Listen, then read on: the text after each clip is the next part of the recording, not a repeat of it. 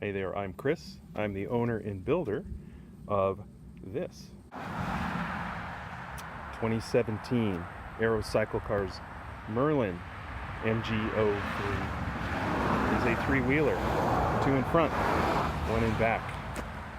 We'll talk about that more in a minute. Color scheme is a lovely red and white that my wife picked out.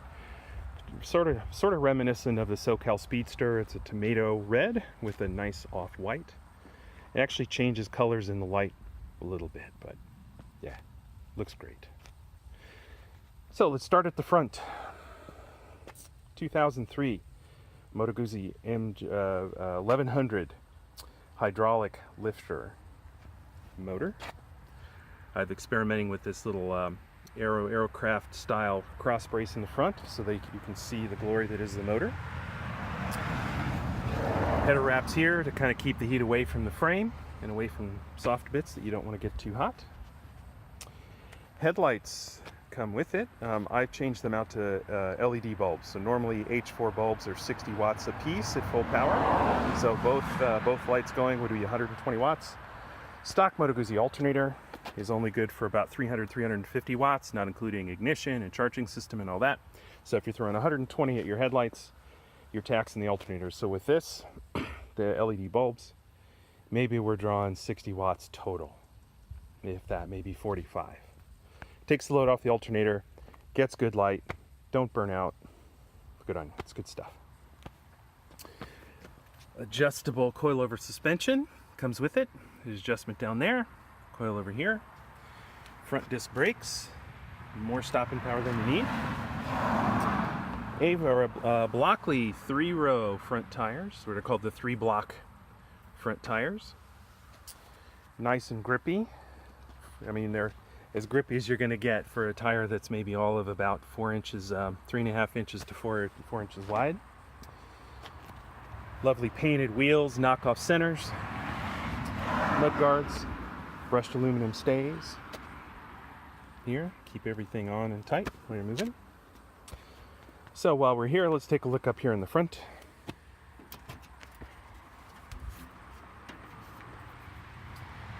Surprisingly pretty empty.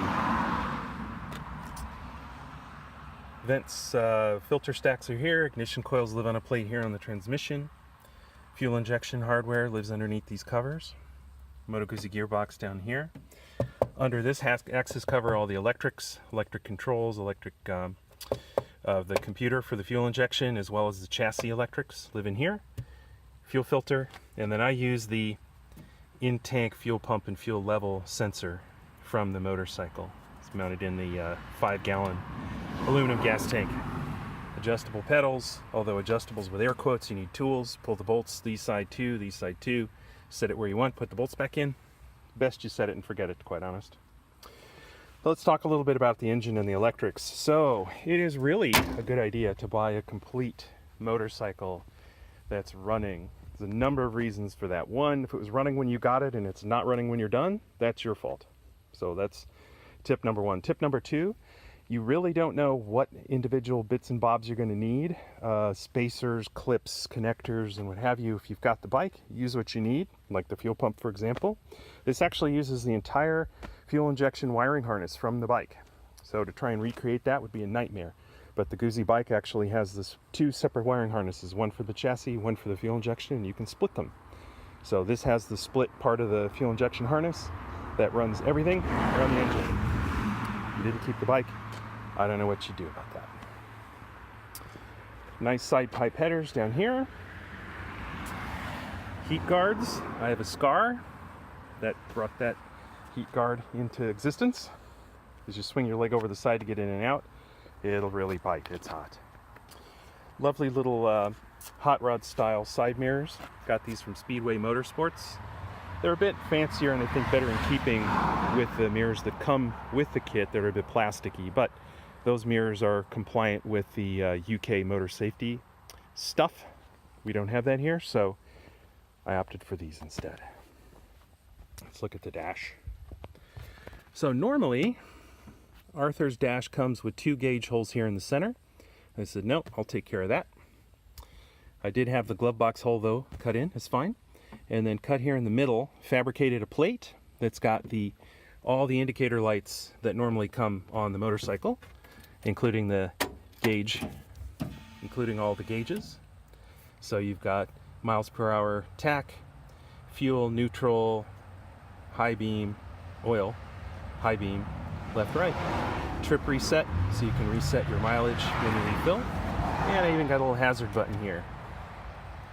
Lovely how that works. It does come in handy sometimes. Stopped at a stoplight, flick that on somebody who rammed you in from behind. Down below, you've got two 12-volt car-style charge ports. Charge your cell phone, run an electric heater vest, what have you. One other modification here, you can maybe see it. The gear lever is bent, heated and bent slightly, so that prevents you from whacking your knuckles when you upshift or downshift. Speaking of shifting, this is the Moto Guzzi transmission, 5-speed sequential. There is a separate reversing gearbox under there. That's that lever that gets you into forward and reverse. What that little party piece allows you to do is 5 speeds forward and 5 speeds backward. So that's fun for your next dinner party. Dash panel itself is actually aluminum, but it's coated with a ABS plastic marine burl wood. It's kind of a teak burl wood effect. Very nice, doesn't require maintenance, doesn't dry out, doesn't crack. 4-motion clock here, and this is your fast idle for cold start. A couple of parts that are made here. This gauge plate is made. 3D printed a turn signal indicator cover. Normally this comes with the indicator on the other side, which I don't like, because we're in America, we do things the American way, damn it. So I flipped this guy onto this side, but if you use the original, all the symbols are upside down. So this is still a mini turn indicator, but then had this lovely little plastic cover 3D printed to cover that. Speaking of 3D printing, I've got a nice little logo here out of 3D printed stainless. Everybody asks you, who makes it? Aerocycle makes it. Did I mention it's Aerocycle that makes it? Yes, it's Aerocycle that makes it. It's not a Morgan, although it copies a Morgan 1932, 1934, I think. It's not a Trike, it's not a JZR, it's not a BRA, although its long distance cousin is a BRA, but this has a lot of changes and a lot of updates, so we're not going to talk about that.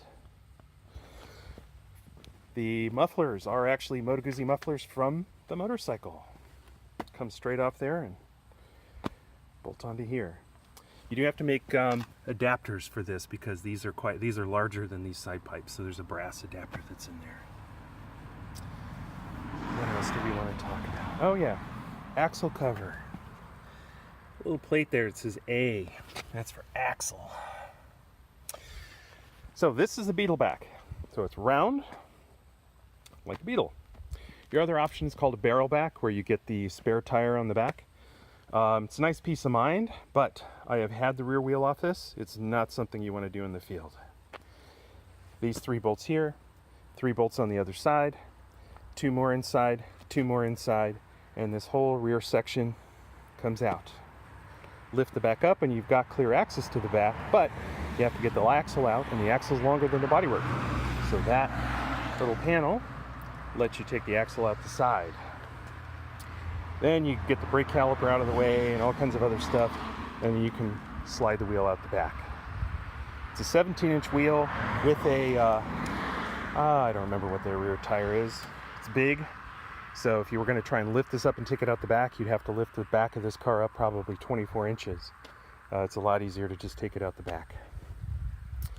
Nice little bullet indicators on the side here, signals, brakes, running lights. Same here in the back, third brake. Nice little plate back there. Nothing terribly remarkable down this side. We do have our glove box here. One day I'll make the insert for it.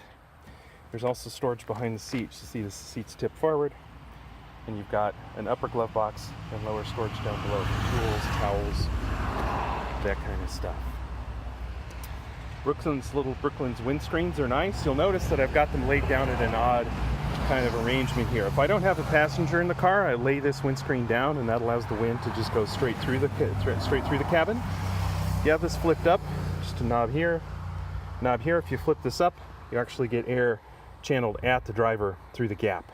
So it's a lot less buffeting, a lot quieter, although it's still a full contact experience no matter what you do. With the noise and the wind, just absolutely glorious to be out on a nice sunny day on a nice winding road. So what other FAQs can I cover for you? Yeah, there's usually a laundry list. So who made it? Aero Cycles, aerocyclecars.com. You can go check out the kit options. Arthur Rayner, lovely man that built it. Very, very helpful. Quality of workmanship is actually exceptional on this. Very little needs to be done. Comes with the body panels, the louvers here, the bright work it comes with, your front uprights, front brakes. Basically comes with everything that you need, unfinished, shy of the motor, transmission, rear swing arm. The hydraulics are there, basic electrics are there, but all the fit and finish is up to you. And that's the nice thing, is that you can decide what you want, which is why I decided to go with this different gauge arrangement. So sticking on FAQs, it is a motorcycle. California Vehicle Code determines that this is a motorcycle. That's why it is registered that way. Do you need to wear a helmet? In the comments, I will list the California Vehicle Code that govern it. You can decide for yourself if you need a helmet or not. If it makes you feel any better, it does have lap belts. Yeah, peace of mind, if nothing else. Took me about a year to build. Lots of thinking on nights and weekends. Lots of planning. You know, think twice, measure twice, cut once. Always the way to go. How fast does it go? It'll do 80 miles an hour easy. It is scary at that speed. Its happy speed is 45 to 65 miles an hour on a nice, windy, twisty road. 80 miles an hour in a straight line is tiring. You really don't want to do it. What else? We talked about the transmission. We talked about how it's registered, seat belts, how fast does it go, how much does it cost? That's a common question that I get. Well, what price is love? Let's put it that way. All together, including paint and not including your labor and time, you can probably put one of these together for about the price of a decent new Honda Accord. Certainly half the price of the Morgan 3 from a Morgan dealer.